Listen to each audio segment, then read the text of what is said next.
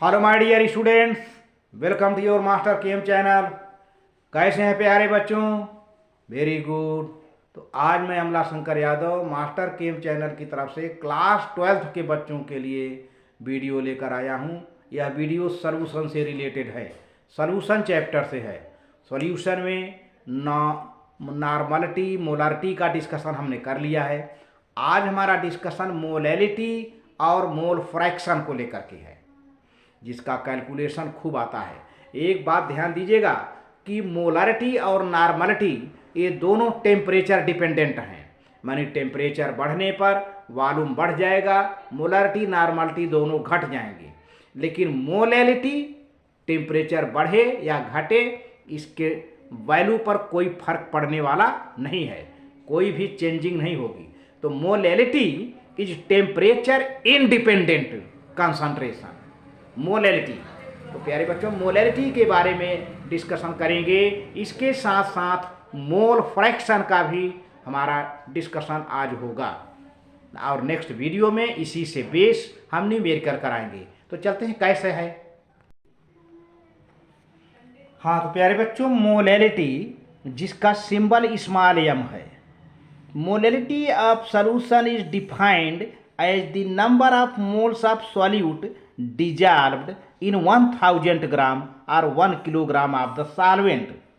Solution नहीं, solvent के 1 kilogram में कितना मोल सॉल्यूट का डिजॉल्व है, that is known as molarity of the solution. It is represented by small M. Molarity is independent of temperature.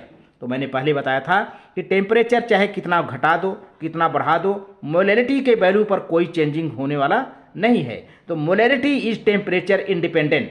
प्यारे बच्चों, molality number of moles of solute upon mass of solvent in kilogram. अगर mass of solvent kilogram है तो kilogram लिखिए, अगर ग्राम में है तो यहाँ पे 1000 से मल्टीप्लाई कर देंगे। अगर मान लीजिए कि मास को ग्राम में दिया गया है सॉल्वेंट के, तो कैसे लिखेंगे? Number of moles of solute into 1000 upon mass of solvent in grams. तो इस तरह से। अब mole fraction, the mole fraction of constituent. देखो प्यारे बच्चों, कोई भी सॉल्यूशन बनता है, मान लीजिए हम बाइनरी सॉल्यूशन की बात करते हैं, एक सॉल्यूट है एक सॉल्वेंट है ना।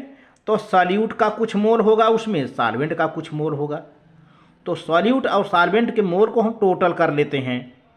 मान लीजिए सॉल्वेंट का मोल N1 है, सॉल्यूट का मोल N2 है, तो दोनों का N1 plus N2 total mole कर लेते हैं।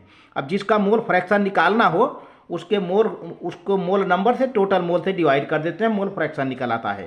तो देखिए यहाँ पर मोल fraction of A constituent solute या सॉल्वेंट, ये कॉन्स्टिट्यूएंट सॉल्यूट या सॉल्वेंट हो सकते हैं, is the fraction obtained by dividing the number of moles of that constituent by the total number of moles of all constituents present in the solution.